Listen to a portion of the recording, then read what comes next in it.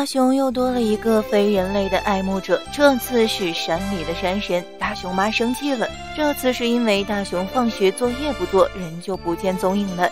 大熊妈拜托蓝胖子去找下大熊，他算是找对人了。蓝胖子可是最了解大熊的人了，他带上竹蜻蜓直奔后山，果然在草丛后面发现了正在睡觉的大熊。蓝胖子十分纳闷，为什么大熊这么喜欢往后山跑？大熊的原因也很简单，当被妈妈或老师骂的时候，或者被胖虎欺负的时候，跑到这里来可以把所有的烦恼忘掉。这次大熊之所以会来后山，是因为胖虎的排挤，他不想让大熊跟他们一起打棒球，因为大熊的球技很差，后山很温暖，在这里无忧无虑。唯一的缺点就是后山总是有很多垃圾，即使每次大熊都收拾了，但总会有新的垃圾出现。看到大熊这么爱护大自然，蓝胖子十分欣慰，于是他想拉近大熊跟这座山的距离。道具心之土，把它弄碎，然后再撒到山上的各个角落，大熊就会与这座山心灵相通了。伴随着绿叶一阵微风袭来，眨眼间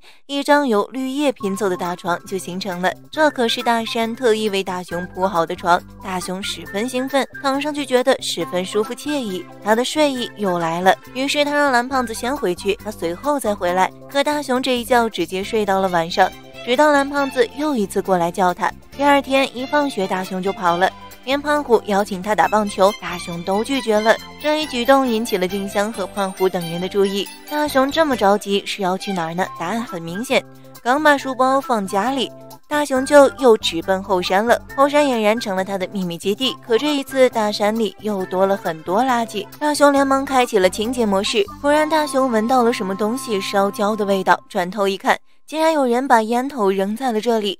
多亏大熊及时踩灭，否则就引起了森林火灾了。没一会儿，大熊终于把所有垃圾都收拾好了，现在可以好好休息了。忽然眼前的大树盛情邀请大熊坐上去，嗖的一下，大熊就睡在了树上，视野、景色以及床的舒适度都是一流的。可这时大熊觉得肚子有点饿了，没想到立马掉下了一个果子。这大山简直是有求必应，吃得好睡得也好，所以毫不意外，大熊又睡到了晚上。这次大熊妈坐不住了，连忙质问大熊到底干嘛去了，为什么天天这么晚才回来。大熊弱弱地说自己去后山了，这下大熊妈更生气了，作业也不写，就知道往后山跑，没写完作业之前不能吃晚饭。大熊十分不解，为什么妈妈这么生气。晚上蓝胖子若有所思地劝说大熊不要一放学就往后山跑，大熊不同意，反问蓝胖子为什么。蓝胖子一时半会儿也说不出个所以然，所以这件事就暂时不了了之了。第二天放学，大熊依旧背着书包就跑，但他这次被静香叫住了。静香邀请大熊去他家写作业，即使是未来媳妇儿的邀请，大熊也拒绝了，他还是想去后山。路上他又碰到了胖虎和小夫，两人恶狠狠地让大熊去打棒球，可大熊现在对棒球丝毫不感兴趣。胖虎十分生气，于是他想使用暴力让大熊屈服，可这次大熊跑了，而且他跑到了后山，现在的后山就相当于大熊的大本营。大熊大叫一声救我，微风吹过，无数颗橡树子朝小夫和胖虎飞去。一开始胖虎还能招架，可后面只能躺平认打了。胖虎和小夫十分生气，他们向大熊跑去，可刚到大熊面前就掉了下去。显然这都是大山在帮助大熊。胖虎和小夫还执迷不悟，对着大熊放狠话，可这次蜜蜂来了，他们组成了一个队形，时而是针，时而是鲨鱼。这下胖虎和小夫真的怂了。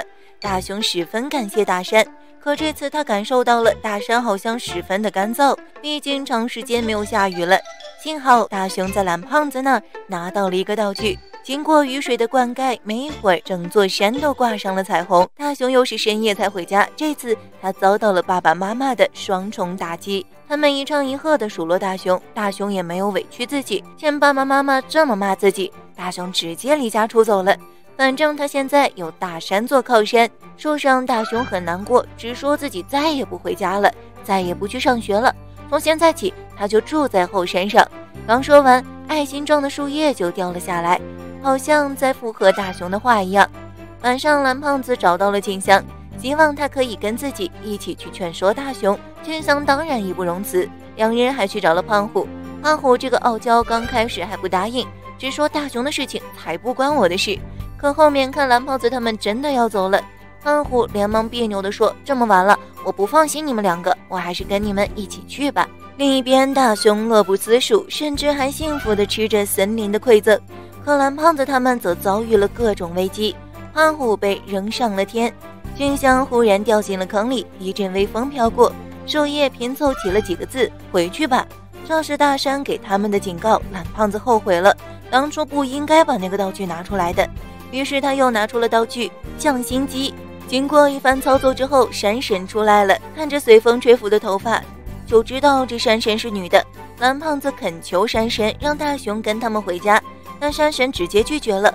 他好不容易才交到了朋友，金香等人开始纷纷劝说山神待在这里对大熊并没有好处，而且他的父母十分担心他们是大熊的好朋友，是真的很担心大熊才会过来的。但山神不相信，你们明明欺负他了。蓝胖子反驳道：“即使是朋友，也难免会吵架的，不是吗？可他们关心大熊是真的，虽然能理解你喜欢善良单纯的大熊，可是再这样下去对他并没有好处。大熊还是得跟朋友一起读书，一起运动，一起游戏才行。”虽然晓之以情，动之于理，但山神并不领情，一群蝙蝠飞了过来攻击他们。可即使这样，蓝胖子也没有放弃，甚至胖虎也说道：“不带走大熊就不回去。”山神似乎被他们之间的友情给震撼到了。这时大熊突然出现了，山神连忙隐身，胖虎和静香连忙劝说大熊跟他们一起回去，可大熊拒绝了，回去就要被爸爸妈妈骂。他甚至认为就算不回去，住在大山里他也可以生活得很好。蓝胖子生气了：“你只要吃就好了吗？你只要活着就好了吗？这样真的就好了吗？”这一连串的质问，再加上小伙伴们担心的样子，大熊似乎有些动容。但一番挣扎之后，大熊还是自暴自弃地说：“无所谓，你们别管我了。”甚至他再次求助森林，把蓝胖子他们赶走。蜜蜂又飞过来了，这么多的蜜蜂，大熊让静香等人快跑。可即使这样，静香也信誓旦旦地说他不会走。胖虎和小福也是，蓝胖子也是，他们直直地站着，虽然害怕，他们也没有躲闪。可这次蜜蜂针对的不再是胖虎等人，而是大熊。